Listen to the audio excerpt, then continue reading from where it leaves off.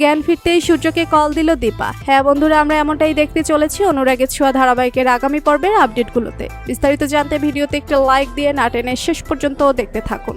সুপ্রিয় দর্শক, বন্যার কবলে পড়ে দীপা ও রূপার হাত ছেড়ে দিল সূর্য, আর দীপা ও রূপা বন্যার পানির সাথে হারিয়ে যায়।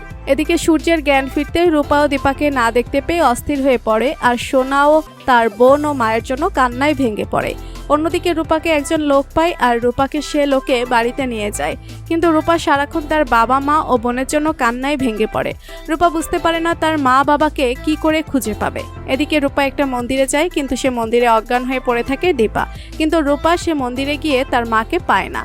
এদিকে সূর্য দীপাকে খুঁজতে বেরিয়ে পড়ে, কিন্তু রাস্তায় পুলিশ সূর্যকে আটকিয়ে দেয়, আর সূর্যের সামনের দিকে যেতে পারে না।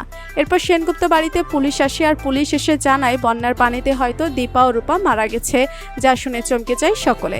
কিন্তু সূর্য কোনোভাবে বিশ্বাস করতে পারে না যে দীপা ও রূপা মারা গেছে।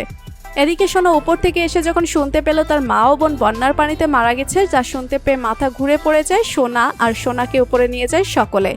অপরদিকে রূপা আবারও সে মন্দিরে যায় তার মাকে খুঁজতে, কিন্তু মন্দিরে যাওয়ার আগেই দীপাকে ধরে ফেলে লাড্ডুর মা। এদিকে সোনাকে সুস্থ করতে সেনগুপ্ত বাড়িতে একটা পার্টির আয়োজন করে, আর সে পার্টিতে আসে রূপা। আর রূপা এসে যখন দেখতে পেল সেনগুপ্ত বাড়ির সকলের আনন্দে আছে, তখন রূপার আবারও তার বাবার উপর অভিমান হয়। এদিকে অজ্ঞান দীপাকে যখন অন্য আশ্রয় কেন্দ্রে নিয়ে যাওয়া হয়, তখন দীপা ধীরে ধীরে অসুস্থ হতে থাকে, আর একটা সময় দীপার জ্ঞান ফিরে আসে।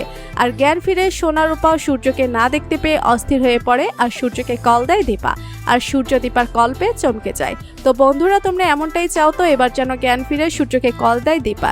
এমনটা চাইলে কমেন্ট করে জানিয়ে দাও, আর পরবর্তী আপডেট পেতে আমাদের চ্যানেলটি সাবস্ক্রাইব করে পাশে থাকো। ধন্যবাদ।